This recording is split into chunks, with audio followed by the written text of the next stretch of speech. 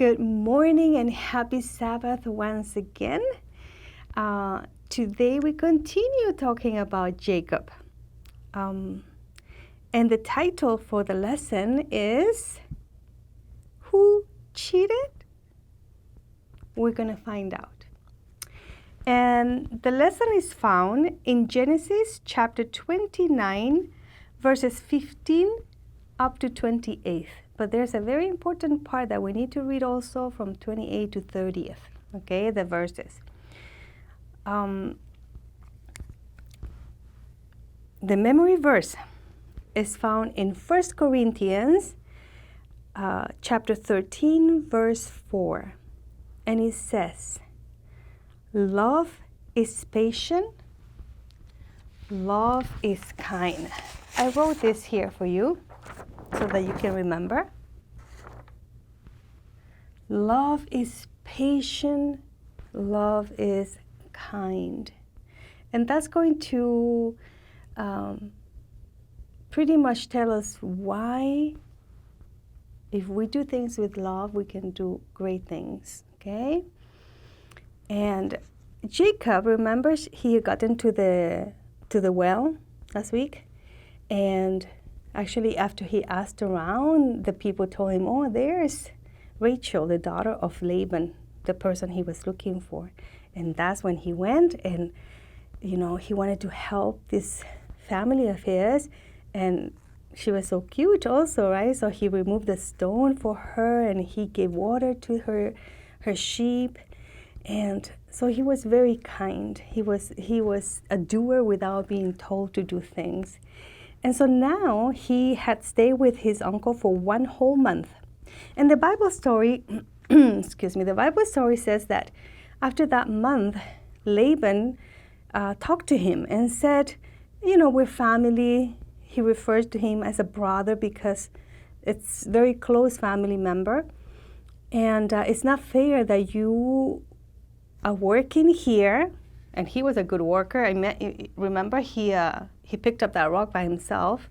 He was working for his uncle to have a place to stay. Very happy because he had that Rachel girl, right? And so Laban said, it's not fair. So why don't you tell me what your wages are? And you can stay here, you can work for me, but tell me how much do I need to pay you? Now, Laban had 2 daughters. The older one was Leah, the younger one was Rachel. And Jacob had already put his eyes on Rachel, and he said, well, actually, I will be happy to work for you 7 years for Rachel, your younger daughter. And Laban went like, oh, okay, well, I suppose it's better she goes to you than anybody else in this town, right? So they made the agreement, okay, you will work without pay for 7 years, and then you can marry Rachel. And so the day came, and the wedding happened. Uncle Laban invited all the people from the surrounding area.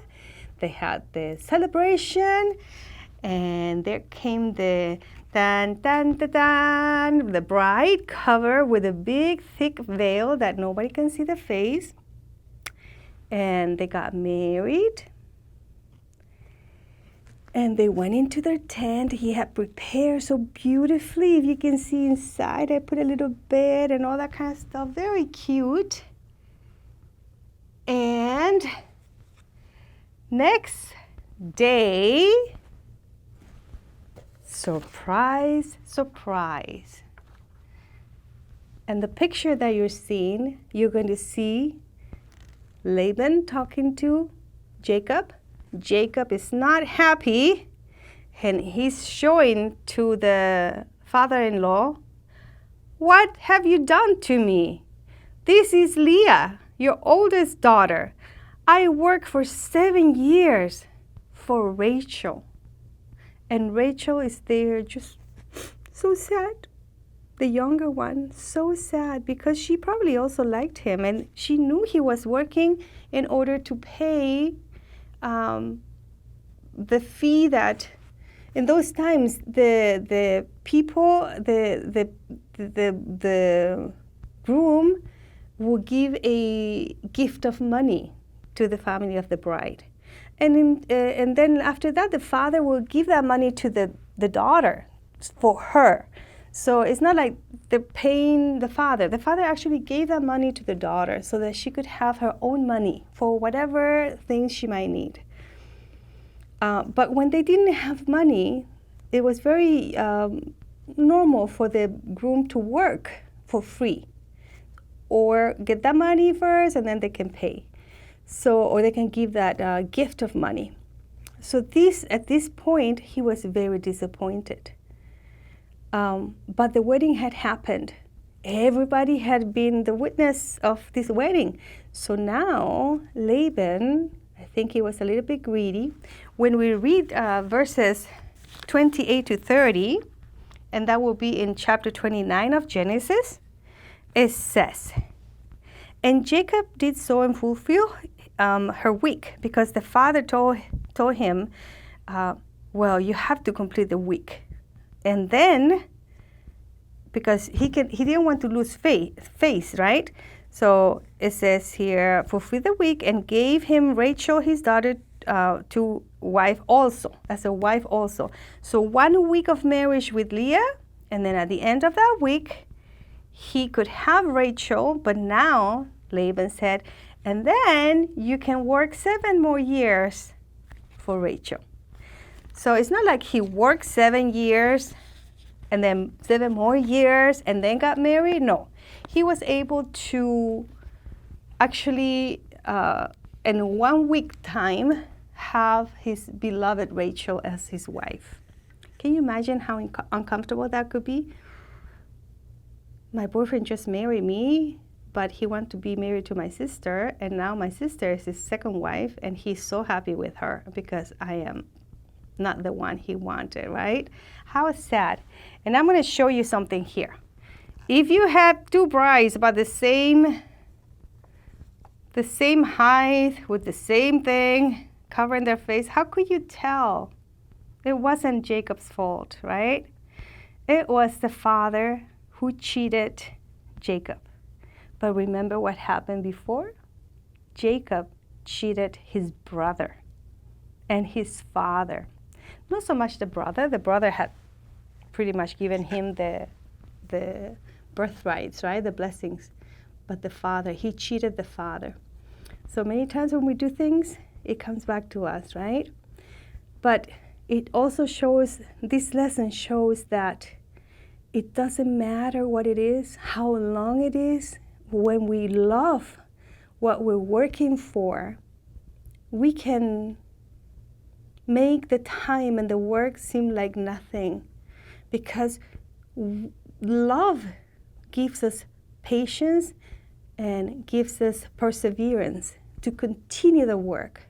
This is why it's very important that we understand the love of God in our life, so that we, because we love God, we do all these things that God expects or requires or tells us that is better for us in our life.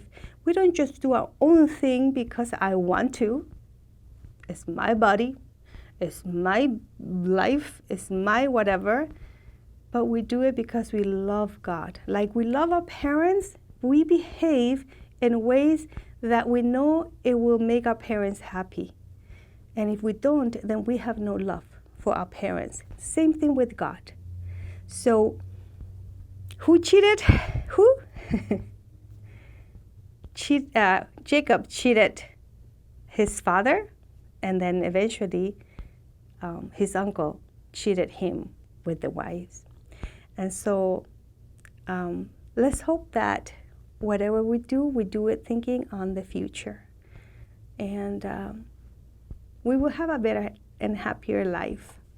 And so, this is it for today. I hope you have a wonderful week, and I hope you read all these lessons that are in the Bible, beautiful stories, and enjoy and learn from them.